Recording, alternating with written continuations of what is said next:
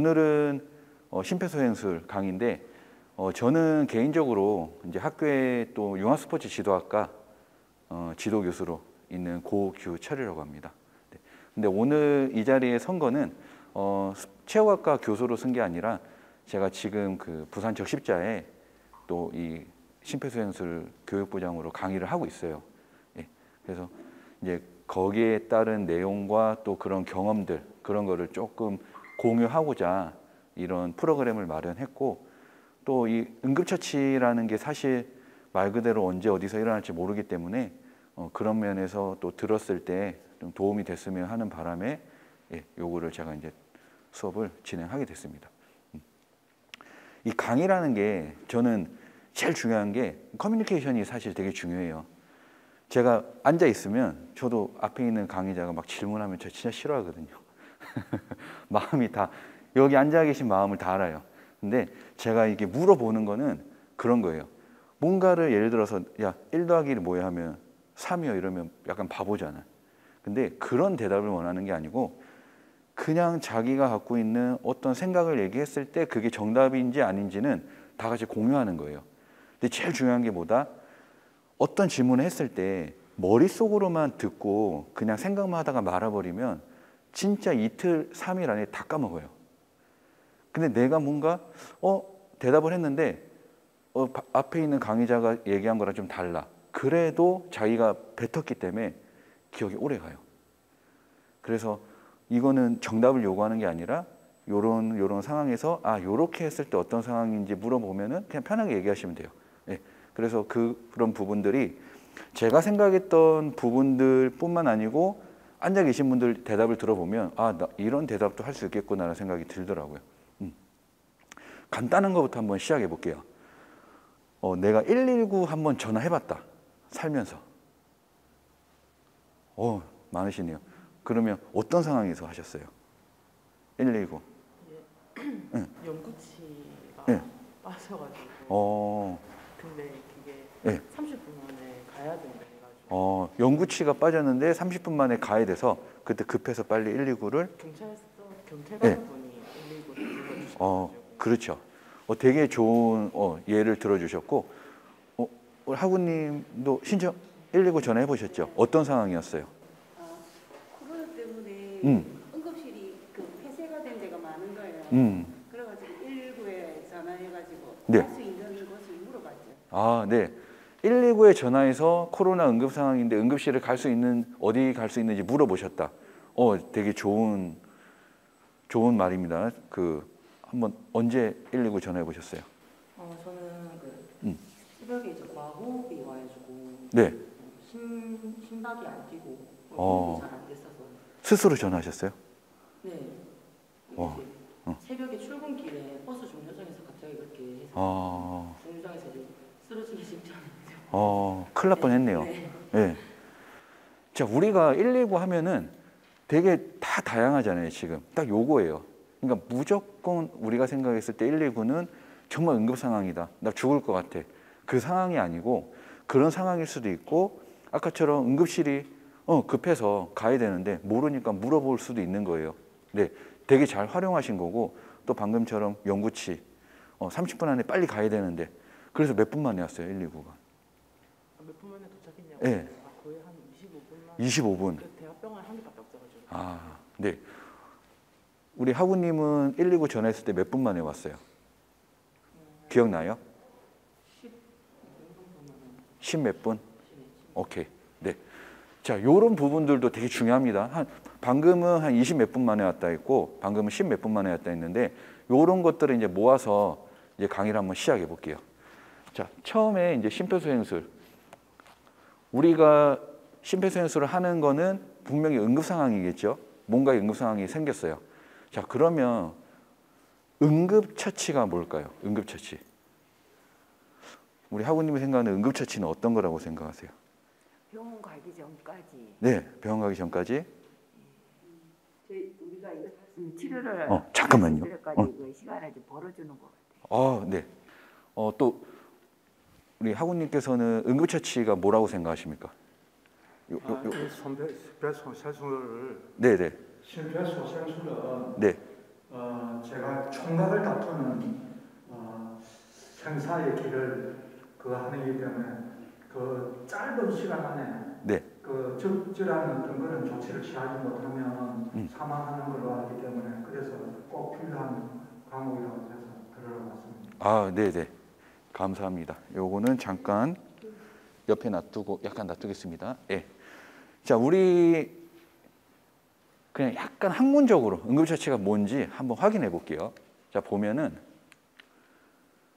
위급한 상황으로부터 자신을 지키고 뭐라고 나와 있죠? 뜻하지 않은 사고가 발생했을 때 전문적인 의료 서비스를 받기 전까지, 전문적인 의료 서비스는 뭐 119가 오거나 병원에 가서 치료를 받기 전까지의 무언가를 하는 행위라고 나오는데 여기서 중요한 게 뭐냐면 한 가지가 있어요.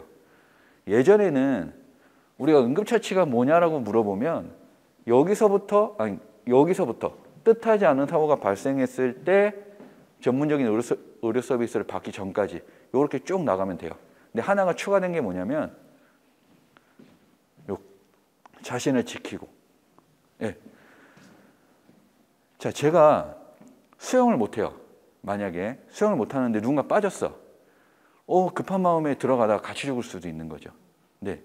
그래서 우선은 나의 안전부터 확보하고 고속도로 한복판에서 사고가 났다고 해가지고 갑자기 뛰어들면 사고 당할 수 있듯이 그래서 항상 주변을 잘 보고 우선은 나부터 안전한지 확인한 상태에서 누군가를 도와주는 게 우리가 흔히 말하는 응급처치라고 해요. 그러면 요거 하나 질문해 볼게요.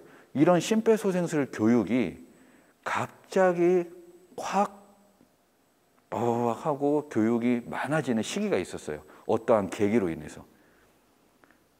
어떠한 계기는 뭘까요? 보통 어떤 큰 사건이 있었겠죠.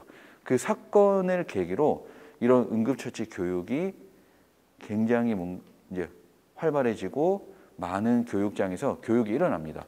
어떤 사건일까요? 대한민국에서 있었던 큰 사건. 우리 하은이 어떤 사건 같아요? 기억이 자, 잠깐만요. 떠오르는 사건 아무거나 한번 얘기해 보세요. 네. 질문하시니까 지금 금방 떠오른 생각은 대구 지하철. 사고 났을 때. 네. 이 사건을 물어보면 이제 나이가 나오기 시작합니다. 자, 우리 한번 얘기해 볼까요? 생각 안 나시고, 오케이. 우리 한번. 올해 나이가 어떻게 되세요? 35. 36. 그러면 한번. 저도 대구 지하철 그거 생각했어요. 대구 지하철. 고향이 혹시 대구세요? 부산이요. 부산. 오케이. 자, 우리 학우님 마지막으로 어떤 사건? 아무거나 생각나는 거. 큰 사건. 상품. 네. 자, 여기서 상품 백화점 하면 이제 공감이 안 되는 분들이 있습니다. 상품 백화점 사건 모르죠? 네, 그렇죠. 이 세대 차이가 여기서 납니다, 또. 자, 정답이 아직 안 나와서 아까 처음에 나왔는데. 그렇죠. 세월호. 네. 세월호 사건이 일어난 뒤에 그 다음부터 이 응급처치에 대한 교육들이 굉장히 많아지기 시작해요. 세월호가 언제죠? 2014년. 그렇죠. 2014년. 대구 지하철 사건은 언제다? 2003년. 네, 2003년도가 이제 대구 지하철 사건. 상품백화점은 더 뒤에. 네. 아끼겠습니다, 말을. 자, 그래서 이 세월호가 터지고 난 뒤에 요런 말하면 좀 그렇지만 저도 당연히 체육학과를 나왔겠죠. 예전에는 좀 그런 게 있었어요. 저희끼리 하는 말로 조금 이런 자격증이 좀 따기 쉬웠어. 뭐 심폐소생술 자격증이라든지 그런 뭐 수상 인명구조 자격증이라든지 단체마다 조금 다르긴 하지만 예전에는 조금은 좀 러프하게 좀 따기 쉽게 강의 들으면 그냥 좀 잘 주고 했었어요. 근데 세월호가 터지고 나서 정말 교육도 많이 강화가 되고 교육도 많이 이제 사람들이 듣기 시작하고 의무 교육으로 채택이 됩니다. 자, 그러다 보니까 세월호가 터지고 난 뒤에 교육이 많아지다 보니까 좋은 효과가 나타났어요. 뭐겠어요? 이런 응급 상황에서 사람들의 생존율이 올라간 거예요. 네. 왜? 이거를 받은 사람들이 많다 보니까 그만큼 도와주는 사람도 늘은 거예요. 그래서 그런 좋은 효과들이 이제 많이 나타났죠. 여기서 내가 이 애니를 갖고 이 심폐소생술을 한 번도 안 해봤다. 한번 손 한번 들어보세요. 한 번도 안 해보셨어요? 오케이. 한 번도 안 해보셨어요? 한 번도 안 해보셨고, 안 해보셨어요? 그러면은 반대로 해봤다.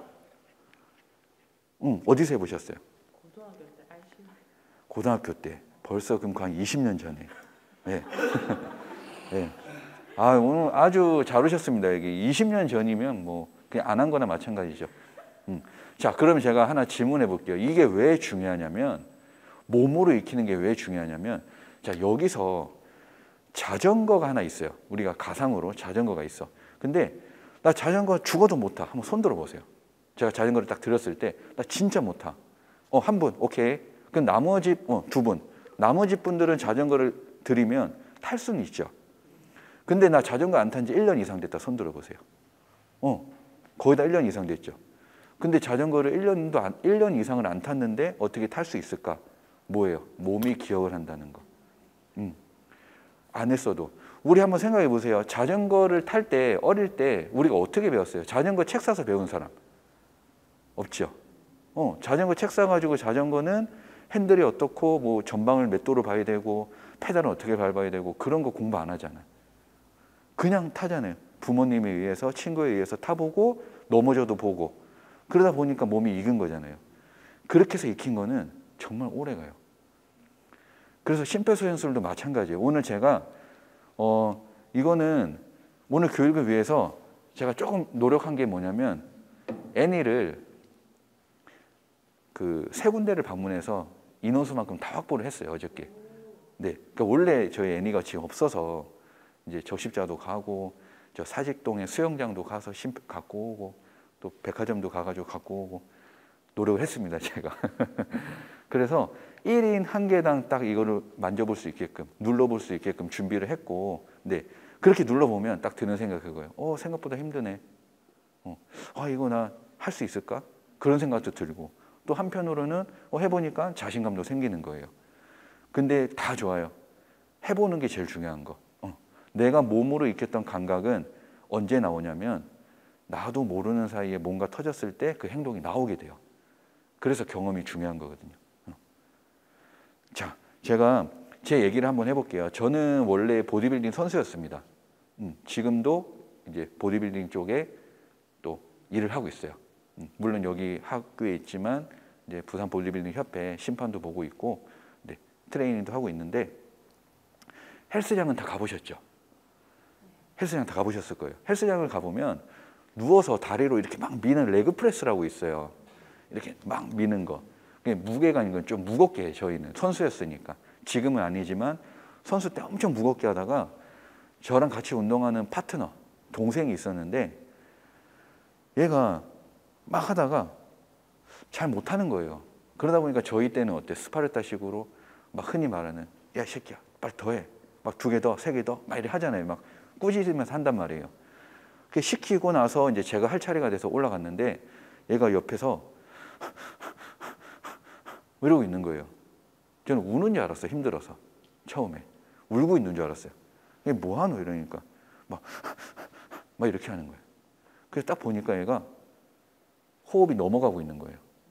혀가 안으로 말려 들어가고, 그리고 눈동자가 뒤집어지고, 그리고 어떻게 돼? 이게 뭐냐면 임종호흡이라고 하거든요. 저희 드라마, 영화 같은 데 보면 칼 찔리면 막 죽기 전에 목으로 숨 쉬잖아. 하면서 막 잠깐 막 얘기하다가 숨 딱 거두잖아요. 영화 같은 데 보면. 그게 폐로 숨을 쉬는 게 아니고 목으로만 숨 쉬다가 이제 죽는 거거든요. 임종호흡. 이제 그 상태인 거예요. 이렇게. 그래서 여기 앞에 서 있는 제가, 응급처치 교육도 받고 강의를 하는 제가 과연 어떤 걸 했을까요, 그때? 자, 한 2분만 얘기를 들어보겠습니다. 과연 앞에 있는 강사가 했던 행동. 그때 전문적이지 않았어요? 그렇죠. 근데 이제 운동도 하고 체육학과 다니고 있고. 네. 가장 먼저 뭘 했을까요? 인공호흡? 남자인데. 자, 제가 뭘 했을까요? 지금 엄청 긴급 상황이야. 네. 선생님이 저 배우셨던 그런 조치를 취하시지 않았을까 싶은 생각이 듭니다. 자, 그러면 마지막으로 한 번만 더. 제가 뭐 했을까요? 일단 과호흡을 하고 있었다 했으니까 네, 딱 약간 경험자십니다. 네. 그 봉지 같은 거를 이제 입구에 막아서 네. 이렇게 자기 호흡으로 내뱉을 수 있게 이렇게 조치를 하던가 아니면 혀가 많이 말리는 상황이면 입에 무언가를 물려서 혀가 넘어가는 걸 막는 두 개 정도 했을 것 같아요. 네. 되게 전문적이고 좋은 말씀 해주셨어요. 자, 정답은 뭐냐면 아무것도 못했어요. 왜냐? 갑자기 몸이 굳어가지고 겁이 나가지고 몸이 굳어버린 거야. 근육이 우리 한번 느껴보신 적 없어요? 갑자기 막 무서운 일이 생기거나 손발이 떨릴 때 막 뭔가 해야 되는데 못해. 그 상황이 온 거예요. 네. 아무것도 못했어요, 진짜. 그때 처음 느낀 거예요. 아, 내가 이럴 때 할 수 있는 게 없구나. 왜? 첫 번째는 경험도 없고 배운 적도 없고 어떻게 해야 될지 모르겠는 거예요. 이런 교육을 받았으면 차라리 119라도 신고를 했을 것 같아요. 순간 생각이 나서. 안 되는 거예요, 그게. 그게 어떻게 했냐면 옆에 있는 회원이 헬스장 회원님이 119 전화해주고 또 다른 코치가 맞는 건 아니지만 손 잡아 넣어가지고 혀 빼고 그 사이에 119가 와서 이제 정신 차리고 된 거예요. 예. 근데 정말로 아무것도 할 수가 없었어요. 겁도 나고. 예. 우리 왜 한 번씩 밤에 우리 학생도 느낄 수도 있는데 밤에 막 무서울 때 있잖아요. 막 도둑 들 것 같고 뭔가 소리 나고 그때 어때요? 못 움직여. 가위 눌리다시피 안 움직여 몸이. 네, 경직이 돼버리거든요. 네, 그런 거예요. 그래서 그걸 계기로 저도 그 이후에 이렇게 똑같이 이제 교육을 받고 이제 강사가 이제 됐습니다. 가끔씩은 또 그런 생각해요. 사람 많을 때 누군가 쓰러지면 가끔 생각을 해보거든요. 아, 여기서 나이 드신 분이 쓰러졌을 때 내가 어떤 행동을 할 수 있을까라는 생각을 해봐요. 근데 감히 말씀드리지만 누구보다 잘할 수 있겠다고는 말 못해요. 그 상황이. 왜 그러냐면 그런 상황 자체가 누군가 쓰러지거나 누군가 다쳤을 때 사람들의 시선과 그리고 나의 행동이 맞는 것인지 그런 것들 때문에 방해하는 요인이 돼버려요. 예. 그래서 중요한 게 뭐다? 교육 듣고 해보고 그런 과정을 익히다 보면은 완전 100점은 아니더라도 어느 정도는 그게 행동이 나온다. 그래서 교육이 중요하다는 거예요. 자, 다음 거 한번 볼게요. 이 네 가지 안에 오늘 우리가 해야 될 모든 것들이 다 들어있어요. 자, 지금 오토바이 같은 경우에는 요새 더 사고가 많겠죠. 요새는 뭐 배달이 너무 많잖아요. 옛날 저희 어릴 때 보면 배달하면은 짜장면, 중국집, 치킨, 뭐 족발, 뭐 요 정도 아니었어요? 피자. 근데 요새는 뭐 커피 한 잔도 다 배달시키는 세상이 왔습니다. 그러다 보니까 오토바이 사고가 너무 많아요. 저도 운전하는 입장에서 오토바이들이 너무 이제 막 왔다 갔다 하니까 저도 가끔씩 막 사고 날 경우도 있었고. 자, 오토바이 사고. 두 번째는 이걸 그렇죠. 조금 우리 유식한 말로 그러니까 네 글자 못 가요 이게. 요렇게 된 거. 어떤가? 약간 힌트 주면 네, 기도 두 글자 더. 기도 폐쇄. 그렇죠. 기도 폐쇄. 오케이. 자, 두 번째 사진은 기도 폐쇄가 왔어요. 어떻게? 음식 먹다가 걸린 거죠. 자, 세 번째 사진. 세 번째 사진은 이걸 뭐라 그럴까요? 세 글자로. 그렇죠. 뇌졸중. 네, 뇌졸중. 그래서 뇌졸중이 두 가지가 있죠. 뇌로 가는 혈관이 막혀서 완전 막히는 거를 뇌경색. 혈관이 터지는 거를 뇌출혈. 네. 그래서 뇌졸중 증세가 왔어요. 자, 이거 조금 어렵다. 그렇죠. 심근경색인데 두 글자 더 붙어야 돼, 앞에. 그렇죠. 네, 맞아요. 좋습니다. 항상 앞에서 얘기를 할 때 대답을 해주면 틀려도 너무 기분이 좋아요. 급성 심근경색. 네. 그러면 이 네 가지의 공통점이 있어요. 네 가지의 공통점. 뭘까요? 다시. 이거는 이 음량이 들어가야 돼. 자, 다시. 언제 일어났을까? 저게 어떻게? 갑자기 일어났을까? 그렇죠. 이거 갑자기 이 단어 너무 중요합니다. 자, 한번 보세요. 오토바이 사고 예고하고 사고 나는 거 아니죠? 예. 이 사람이 우리 학생이 맛있는 걸 먹다가 나 목에 걸릴 거야 하고 먹지 않잖아. 그리고 우리 할머니도 마찬가지로 갑자기 자리에서 일어났는데 갑자기 어지러운 거예요. 자, 마지막 사진 한번 볼게요. 할아버지가 만약에 집 밖을 나올 때부터 심장이 아팠으면 이렇게 나왔을까요? 안 나왔어요. 그냥 멀쩡하니까 등산을 하다가 갑자기 급성 심근경색이 온 거예요. 급성 심근경색은 뭐죠? 우리가 심장을 먹여 살리는 큰 세 개의 혈관이 있어요. 세 개의 혈관이 있는데 그중에 하나가 막히든 두 개가 막히든 갑자기 막힌 거예요. 그러니까 심장이 갑자기 피가 안 통하니까 너무 아픈 거야. 그리고 여기서 쓰러지면서 바로 사망하는 거죠. 그래서 급성심근경색으로 돌아가시는 분들이 보통 언제냐? 주무실 때. 예. 그래서 우리가 흔히 하는 말로 소리 없는 저승사자라고도 해요. 그냥 자다가 못 일어난 거야. 급성심근경색으로. 자, 요렇게 네 가지 사진이 갑자기 일어났을 때 그러면 뭘 해야 되느냐? 지금 우리가 이제 그걸 듣고 있는 거죠. 어떻게 행동해야 되는지. 예. 자, 그럼 넘어가겠습니다.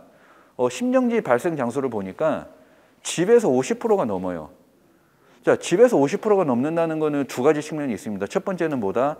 내가 전업주부라서 집에 혼자 있을 때 사고가 나면은 도와줄 사람이 없는 거예요. 심정지가 왔을 때. 자, 두 번째는 오늘 우리가 이렇게 교육을 들었어요. 근데 내 주변에 내 가족이 쓰러지면은 내가 뭔가 도움이 조금 더 명확하게 될 수도 있는 거. 네. 공공장소 같은 경우에는 그나마 좀 낫죠.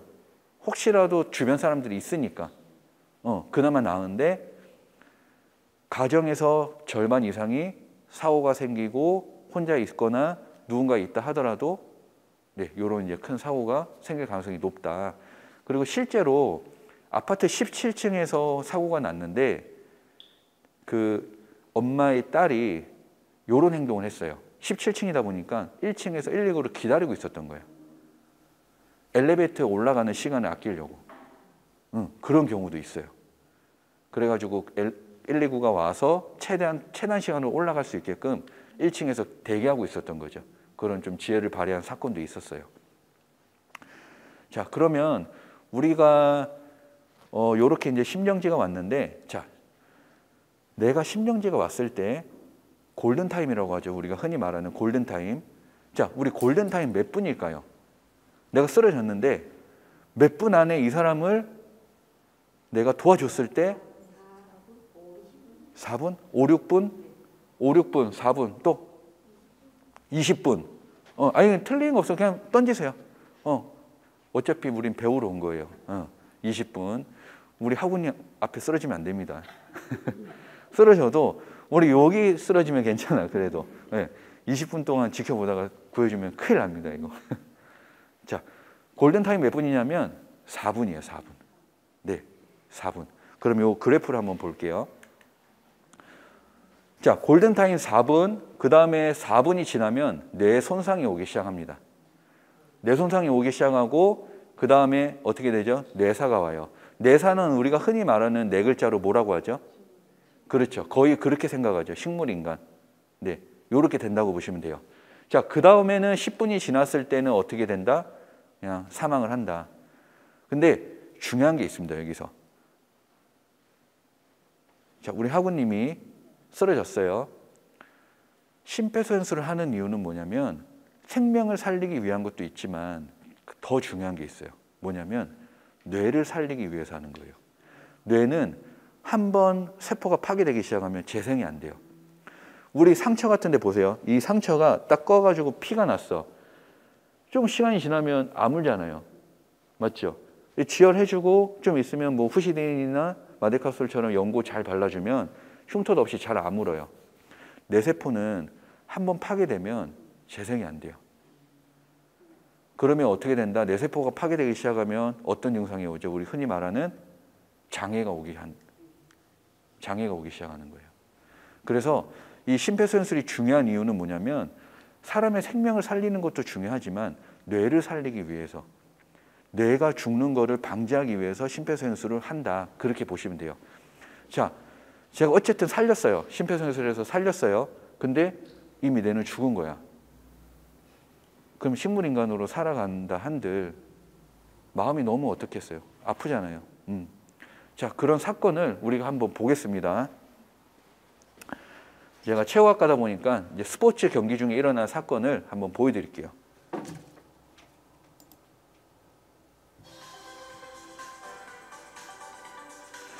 영상을 잘 보셔야 돼요. 어떤 행동을 했는지. 의미도 내포되어 있는 것 같아요. 네, 쳤습니다. 잡아야 타고 좌익수 넘어가는 좌익수 뒤로 들어 홈런. 공격형 포수로 팬들의 사랑을 받았던 롯데자이언츠의 안방만인 임수혁 선수. 2000년 오늘 LG와의 잠실 경기 도중 2루에서 의식을 잃고 갑자기 쓰러졌습니다. 2루 했던 임수혁 선수가 갑자기 쓰러졌습니다. 당황한 트레이너와 코치들은 몸을 주무르는 것 외에 별다른 응급 조치를 취할 수 없었습니다. 이런 상황에 대처할 수 있는 의사도 없었고 수십 분이 지나 병원으로 옮겨졌지만 임 선수는 다시는 의식을 되찾지 못했습니다. 영원한 2루주자 임수혁 선수는 그 후 의식불명 상태로 10년 가까이 투병하다 2010년 41살의 짧은 생을 마감했습니다. 골든타임 안에 심폐소생술만 이뤄졌더라면 어쩌면 막을 수 있었던 안타까운 사고였습니다.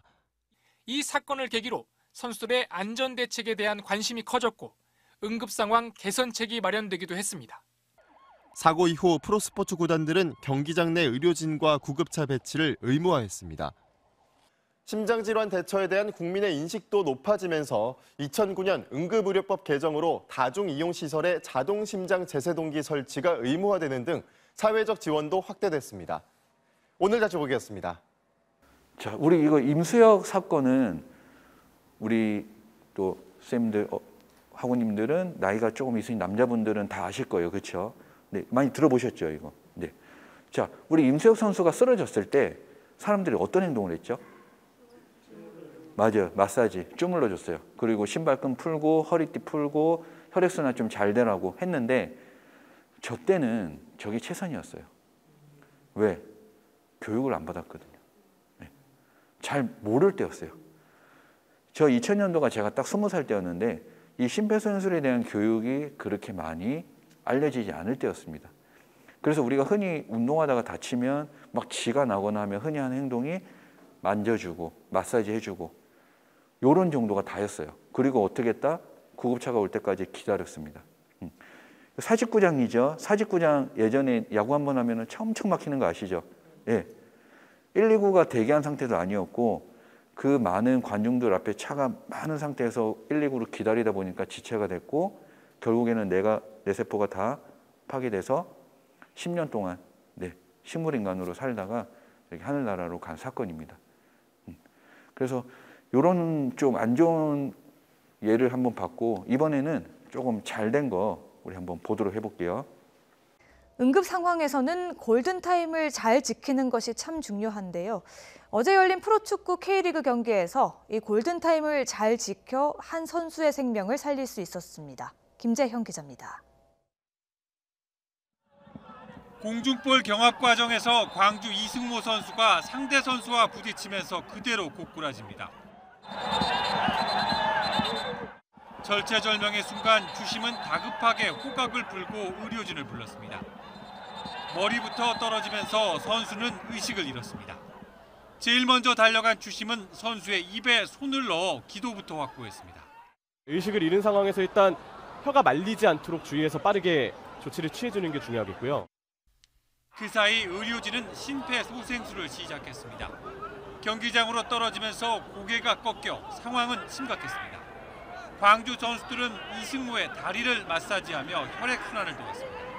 경합 이후 순간 의식을 잃은 상황이기 때문에요. 지금 일단 빠르게 조치가 되는 게 우선인 것 같습니다. 일사불란한 응급처치 덕분에 이승모 선수는 다행히 의식을 되찾았습니다. 인근 병원으로 옮겨져 진행한 검사 결과 목뼈에 실금이 생겼다는 진단을 받았습니다. 의식이 돌아왔기 때문에 그 선수랑 의사소통이 되는 상황이거든요. 일단 그 자세한 거는 뭐 MRI라든지 그 정밀 검사를 해봐야 되겠지만 현재로서는 뭐 큰 부상은 아닌 걸로 그렇게 확인되고 있어요. 프로축구연맹과 구단들은 K리그 구성원에게 꾸준하게 심폐소생술 교육을 강조해 왔습니다. 이른바 골든타임을 지킨 빠른 대처가 20살 젊은 선수의 소중한 생명을 살렸습니다. YTN 김재영입니다. 넘어지는 거 보니까 막 끔찍하죠. 네. 근데 다행히 우리 심판이 경험이 많은 심판이었어요. 저 때뿐만 아니고 그 전에도 저런 사례로 선수를 구한 적이 있다 보니까 경험이 있다 보니까 빨리 조치를 취해서 네, 선수 생명을 구한 아주 좋은 예를 한번 봤습니다. 자, 요게 선한 사마리아인법 혹시 들어보신 분 계세요? 선한 사마리아인법. 네. 요게 어떤 걸로 들으셨어요? 선한 사마리아인법 고개를 끄덕하셨는데 네, 들어보셨어요? 선한 사마리아 여기 성경에 나오는 그 선한 사마리아인이라고 해가지고 그런 내용이어서요. 그러니까 이게 어떤 그걸 했을 때 그런 면책벽 했을 때 이게 결과가 안 좋을 수도 있고 여러 가지 그런 상황들이 생길 수 있는 불가하는 그런 사항들에 대해서 이제 그 신념에 대해서 지지해주고 그러니까 책임을 묻지 않는 그런 것들. 네네. 뭐 거의 뭐 100점이죠. 네. 흠잡을 데가 없습니다. 성경 이야기부터 해서 저는 이제 종교가 저도 기독교다 보니까 이 선한 사마리아인에 대한 얘기는 어렸을 때부터 많이 듣긴 했는데 여기서 나오는 유래도 맞긴 해요. 정확하게 말씀드리면 두 가지가 있습니다. 선한 사마리아인법은 두 가지가 있는데요. 첫 번째는 뭐냐면 우리 하구님이 내가 딱 지나가는데 다쳤어. 응급 상황이야. 나 바쁜데 에이 빨리 가야겠다. 자, 지나쳤을 때 모르는 상태 안 도와주고 지나쳤어요. 근데 큰일을 당했어. 자, 이거랑 두 번째는 제가 도와드려도 되겠습니까? 도와드릴까요? 하고 동의를 구하고 나서 도와줬는데 잘못됐어요.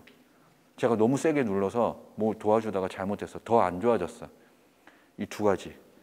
자, 우리나라에서 적용하는 선한 사마리아인법은 1번일까요? 2번일까요? 자, 1번 응급 상황에서 모른 체하고 지나갔을 때 처벌한다. 2번 도와줬는데 잘못됐을 때 처벌을 안 당하도록 도와준다. 2번. 네, 우리나라에서 적용하는 건 2번이 맞아요. 네, 현재. 1번 하는 데도 있어요? 네, 이제 다른 나라에서는 모른 체하고 지나가는 사람을 처벌하는 법도 있습니다. 네, 현재 우리나라에서는 2번을 적용하고 있어요. 자, 즉 무슨 말이냐? 조금 잘못되더라도 응급 상황에서 도와줘. 잘못되더라도 내가 법으로 보호를 해줄게. 망설이지 말고 도와주라. 이런 거예요. 자, 여기 보면은 생명이 위급한 상황에서 행동할 때랑 올바른 신념에 따라 행동할 때, 보상을 바라지 않고 행동할 때, 악에 찬 행위 또는 지나친 과실을 범하지 않았을 때 눈에 보이는 부분은 잘 없어요, 사실. 그렇죠? 생명이 위급한 상황. 이것도 내가 봤을 때 생명이 위급한 상황일 수도 있고 남이 봤을 때는 아닐 수도 있어요. 그렇지만은 어떠한 상황에서든지 위급한 상황에서는 도와주고 그거에 대한 책임은 나라에서 보호를 해줄게. 그런 내용이라고 보시면 돼요. 네.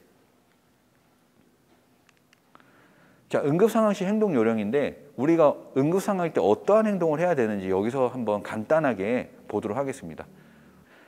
자, 첫 번째 응급상황을 인지했어요. 응급상황을 인지한다는 거는 위험한 상황이네.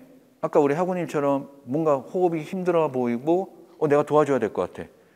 행동을 결정합니다. 어떤 행동을 할 것인지, 내가 뭘 할 것인지. 그럴 때 3번이 뭐죠? 119 신고. 그 다음에 응급처치 시행. 자, 응급상황일 때 딴 거 다 머릿속에 정리하고 제일 중요한 게 뭐냐면 119 전화하는 거예요. 119 전화. 119 전화 하나만 해줘도 그분한테는 제일 좋은 응급처치가 될 수 있어요. 나 뭐 해야 되지? 뭐 배웠는데 어떻게 하랬더라? 다 필요 없어요. 먼저 119부터 전화하세요. 지금 어디인데 환자가 지금 어떤 상태입니다. 그러면 그것만 얘기해줘도 피드백을 받아요. 그럼 전화하신 분이 침착하게 물어볼 거예요. 어떻게 하면 된다고. 예. 그러면 이제 거기에 따라서 행동하시면 돼요. 그럼 제일 중요한 게 뭐다? 결국에는 119에 빨리 신고해 주는 게 제일 좋다. 자, 현장 조사. 현장은 안전한가? 이런 거보다 뭘 봐야 되냐면 얼마나 많은 사람이 다쳤는가 네 번째를 보시면 이런 게 있어요. 자, 지금 여기서 우리가 사고가 났어. 갑자기. 사고가 났는데 제가 이제 신고를 합니다. 지금 119죠. 여기 화신사이버대학교 3층인데 사람이 다쳤어요. 빨리 와주세요. 끊었어요. 근데 다친 분이 지금 여기 다 다쳤다고 했을 때 몇 분이에요? 지금 13분? 네. 119 한 대당 몇 명을 실어갈 수 있죠? 환자? 한 사람. 119 한 대당 한 사람 실어갈 수 있어.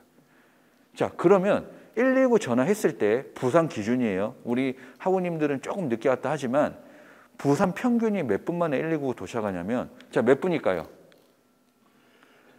내가 지금 전화했어, 119. 몇 분 만에 도착할까요? 5분? 자, 다른 분. 7분? 또 한 분 더? 10분. 오케이. 자, 부산 평균으로 119 전화했을 때 7분에서 8분 사이에 와요. 자, 그러면 119가 어쨌든 왔어요. 근데 한 대가 온 거예요. 그러면 또 가는데 부르는데 또 시간이 걸리잖아요. 네. 그래서 명확하게 여기 화신사이버대학교 3층에 뭐 10분이 다쳤습니다. 2분이 다쳤습니다. 명확하게 얘기를 해줘야 되는 거예요. 그래야지 최대한 시간을 단축할 수 있고 그 뒤에도 훨씬 더 빨리 뭔가 조치가 되겠죠. 자, 행동을 방해하는 요인. 이거 하나 예를 들어볼게요. TV에서 몰래카메라 하나를 찍은 적이 있어요. 2008년도에 제가 되게 기억에 남는 장면인데 서울 명동 한복판에, 그러니까 지금 우리 부산으로 치면 거의 뭐 서면, 사람 그 많은 한복판에 일부러 사람이 쓰러져요. 어떻게 반응하나? 쓰러지니까 사람들이 이제 막 몰려오기 시작해요. 제가 여기서 쓰러졌다 치면은 이렇게 동그랗게 이제 막 몰려와. 우리 제 사람들 재미있는 구경이 뭐예요? 뭐 싸움 구경, 또 불 구경 뭐 이런 거 있듯이 누군가 쓰러지니까 막 몰려드는 거야. 근데 정확하게 사람들이 제일 먼저 하는 행동이 뭘까요? 요새 우리 사고 나면 뭐부터 하죠? 그렇죠. 사진 찍는 거.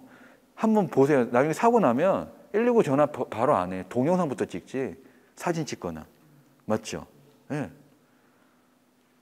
요새는 그래요. 그래서 사람이 쓰러졌는데 사진이나 동영상부터 이제 찍고 있는 거예요. 언제 동안? 8분 48초 동안. 정확하게. 자, 아까 전에 골든타임이 몇 분이라 그랬죠? 4분. 실제 상황이었으면 이 사람은 이미 내사 상태예요. 예. 근데 그러다가 8분이 지난 후에 어떤 건장한 남자가 나와서 뺨을 막 때리면서 이 사람의 의식을 확인합니다. 물론 뺨을 때리는 건 잘못됐지만 그래도 잘 모르니까 대신에 용기 내서 그 사람의 이제 그걸 확인한 거예요. 뭔가 해주려고. 네. 그래서 사람들한테 인터뷰를 해봤어요. 왜 안 도와줬냐? 딱 그런 거예요. 아까 제가 했던 것처럼 무서워서. 첫 번째는. 두 번째는 뭐냐면 혹시나 잘못될까 봐. 괜히 내가 했다가 잘못돼서 어떻게, 나 때문에 뭐 어떻게. 세 번째는 시선. 주변 사람들의 그 시선. 내가 나섰어. 그러면 그 사람들이 다 나를 보고 있고 나의 행동 하나하나를 뭔가 뭐 그런 거 있죠. 무슨 말인지 아시죠? 그런 것들이 행동을 방해한다는 거예요. 그래가지고 그런 게 없으려면 어떻게 되겠어요? 자기 자신이 조금 더 잘 알고 내가 이런 상황일 때 어떻게 해야 된다는지 잘 알면은 그런 거를 조금 더 내려놓고 할 수 있는데 애매한 상황에서 나도 어떻게 할 줄 모르는데 사람들이 더 있는데 누군가 하겠지 그런 생각들이 사람들을 그냥 방치해놨다는 거죠. 자, 119에 신고하여 도움을 요청해야 하는 경우는 볼 필요 없어요. 이런 거 하나도 안 중요해. 이 항목에 안 들어간다 해서 119 신고하면 안 되냐? 절대 아니에요. 아까 말씀하신 것처럼 영구치가 될 수도 있고 나 갑자기 호흡이 안 돼. 전화할 수도 있고 아까처럼 코로나 응급 상황에서 응급실 물어본다고 전화할 수도 있습니다. 본인이 느끼기에 응급 상황이거나 내가 잘 모르겠다면 차라리 119 전화해서 물어보시면 돼요. 이런 상황인데 혹시 도와줄 수 있으세요? 어떻게 해야 됩니까? 라고 하면은 거기서 차라리 답을 들으시는 게 좋아요. 예. 그래서 내가 생각하기에 조금 위험한 상황이거나 잘 모르겠다 하면은 119에게 전화하세요. 자, 요거는 뭐 당연한 거죠. 119에 전화했을 때 제일 중요한 거 포인트는 전화를 먼저 끊지 않는다. 네, 전화를 절대 먼저 끊지 않는다. 요거만 알고 계시면 되고요. 자, 이거는 뭐냐면 우리가 등산을 가면은 트레킹을 가든 등산을 가든 다 요런 국가 지점번호가 있어요. 그러면 내가 등산을 갔는데 갑자기 다리를 다쳤어. 신고해야 되는데 여기가 어디지? 라고 할 때 요런 번호들이 가다 보면 다 있습니다. 그걸 보고 얘기하시면 돼요. 자, 고속도로 예를 들어볼까요? 고속도로 가다 보면 고속도로 100m, 200m 간격으로 번호가 다 있어요. 1, 2, 3, 4, 5, 6, 7, 8. 제가 딱 얘기하니까 생각나시는 분 있죠? 뭔가 기억나죠? 운전하다 보면 숫자가 다 옆에 있어요. 그거 그냥 얘기하시면 돼요. 여기 어느 고속도로인데 지금 7번 쪽에서 사고 났어요. 도와주세요 하면은 거기로 바로 와요.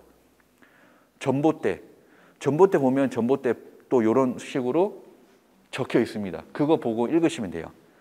지금처럼 내가 사는 이 에어리어, 내가 잘 알고 있는 지형에서는 신고가 빠르지만 내가 어딘가 놀러 갔을 때, 내가 어딘가 잘 낯선 지역을 갔을 때는 신고를 할 때는 첫 번째는 큰 건물을 얘기하는 게 제일 좋고요.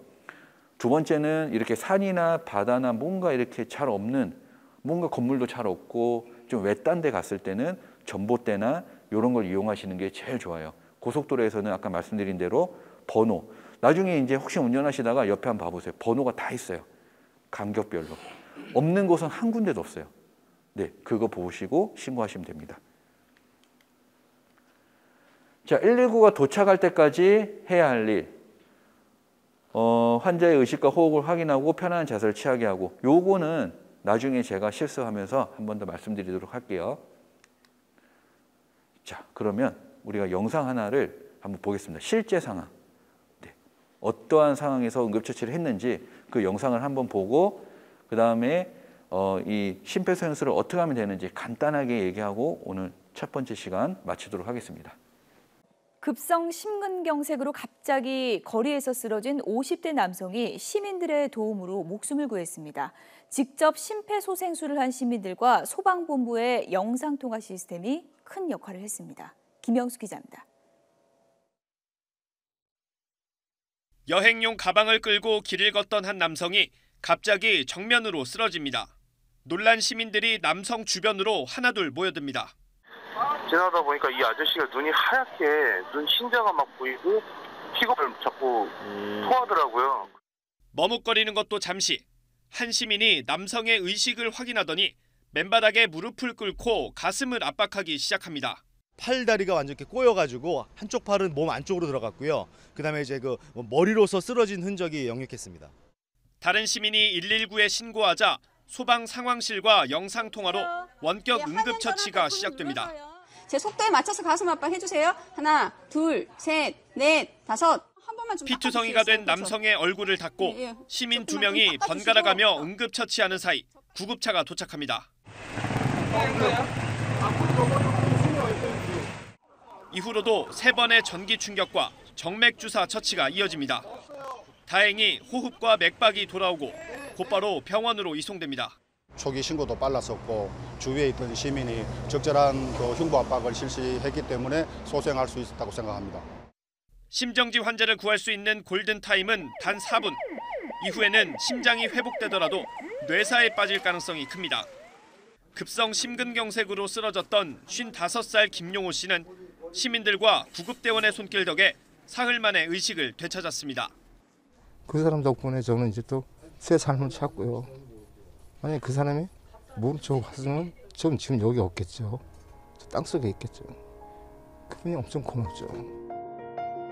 이웃의 어려움을 외면하지 않고 발빠르게 도움을 준 따뜻한 시민들의 관심이 두 남매와 아내를 둔 듬직한 가장의 심장을 다시 뛰게 했습니다. YTN 김영수입니다. 네, 보셨죠? 저분이 물론 지나가는 사람이 구해줘서 살았지만 반대로 생각해 보면 내 가족이 어딘가 쓰러졌을 때 누군가 도와줄 수도 있다는 거예요. 내 앞에 누군가 쓰러져서 내가 도와줄 수도 있지만 우리 부모님이 어딘가 쓰러지면은 누군가에 의해서 저렇게도 살아날 수 있다. 그래서 응급 상황에서는 뭔가를 그래도 도와줘야 된다. 이런 거를 꼭 말씀드리고 싶어요. 응급처치 교육을 하다 보면 항상 나오는 말들이 있어요. 야, 너 잘못하다가 잘못되면 너가 책임질 거야? 이런 거 괜히 어설프게 했다가 더 안 좋아질 수도 있어. 그런 말들이 자신의 행동을 방해합니다. 진짜로. 심리적으로도 그렇고.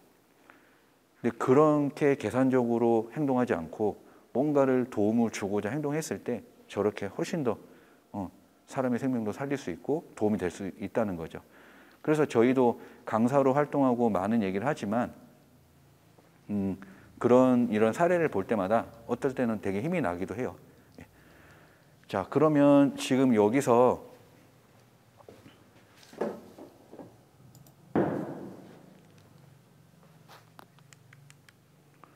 여기 한번 볼게요.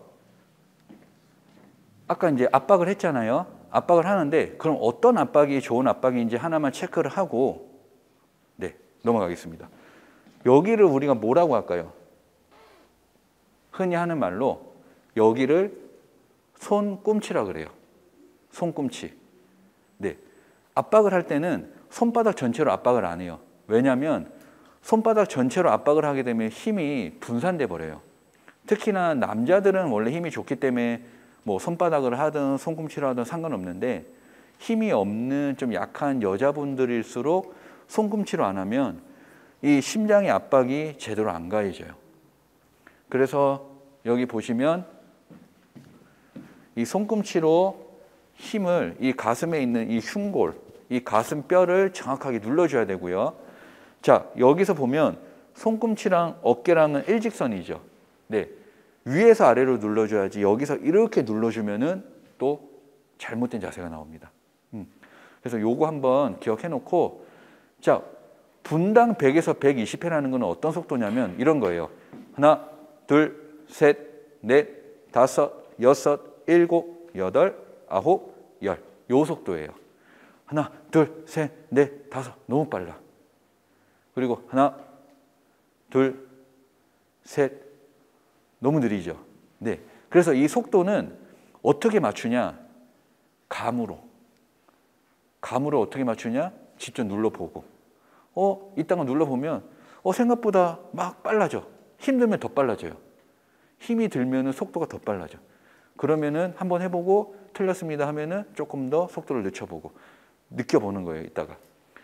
자, 여기 보시면 가슴 압박과 인공호흡 30대 2가 나오는데 지금 우리 이 상황에서 누군가 응급 상황이에요. 인공호흡 할 수 있어요, 없어요? 없죠. 안 그래도 우리 친한 사람들도 한동안은 이렇게 스킨십 하는 것조차, 악수하는 것조차 꺼려하는 상황에서 누군가 쓰러졌다고 해서 인공호흡을 할 수 있겠어요? 못 한단 말이에요. 걱정 안 하셔도 되는 게 뭐냐면 한 가지 실험을 해봅니다.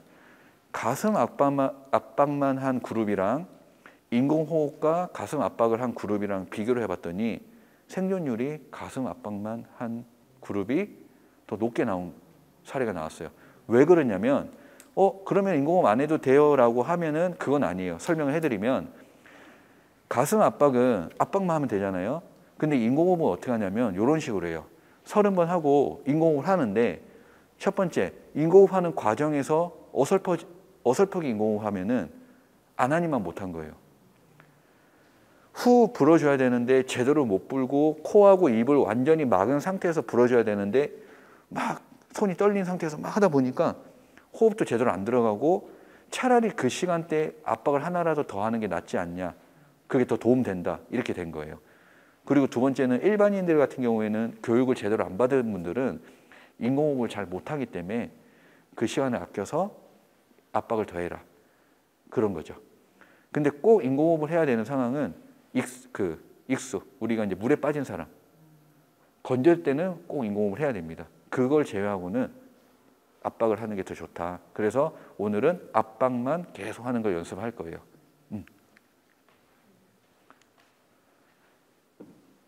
자, 우리가 교육을 하다 보면 이거 구호인데 이런 구호예요. 현장, 안전, 확인.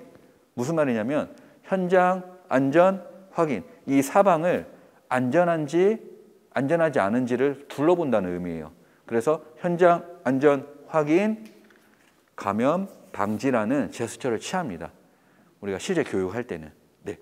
그 다음에 이제 괜찮습니까? 괜찮습니까를 하는데 이 괜찮습니까를 어디를 하냐면 여기를 해요. 자기 양 어깨를 이렇게 두들겨줘요. 어깨를. 근데 우리 학원이 한번 일어나 보세요. 방금 했던 행동 그대로 해볼게요. 방금 했던 행동. 자, 해보세요. 요렇게 했죠. 근데 요렇게 하면 안 돼. 왜 안 되냐면 두 손으로 이렇게 괜찮습니까? 이렇게 해야 돼요. 이유가 하나예요.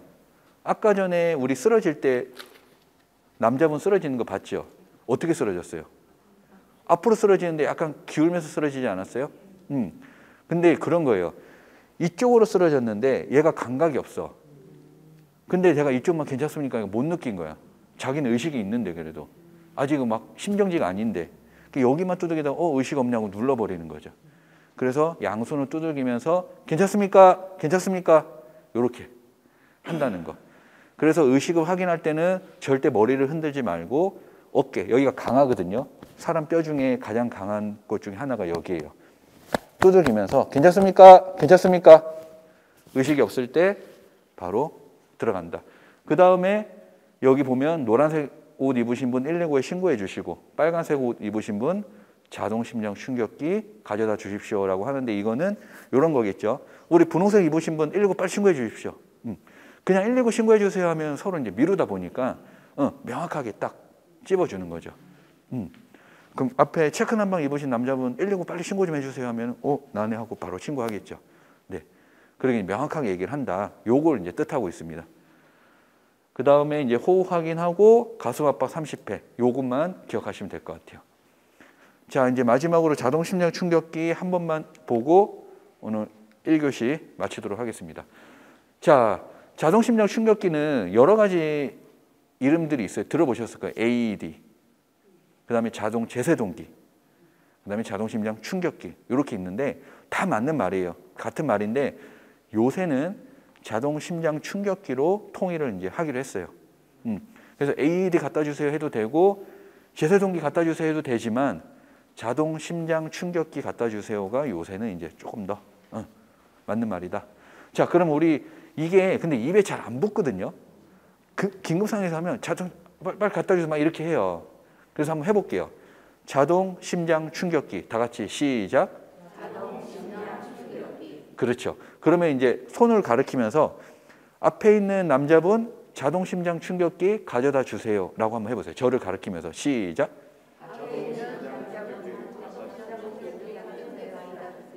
네, 저 보면서 가리키면서 앞에 계신 남자분 자동 심장 충격기 좀 가져다 주십시오. 한 번만 더 해볼게요. 시작. 그렇죠. 그렇게. 그래서 이게 입이 익어야 돼요. 입에. 자, 그러면 자동으로 전기적 충격을 주어서 심장이 정상적으로 뛸 수 있도록 하는 기계라고 하는데 오늘 마지막 질문입니다. 자동 심장 충격기는 심장이 아예 안 뛰는 사람한테 쓰는 거다. 자, OX. X? 그럼 심장이 잘 뛰고 있는 사람한테 쓰는 거예요?